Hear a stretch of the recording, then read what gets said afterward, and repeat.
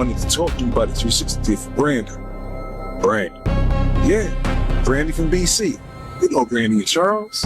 It's like a play on Bonnie and Clyde. You just dropped a banger, and I got a couple of DMs already from some record labels asking about you and Charles.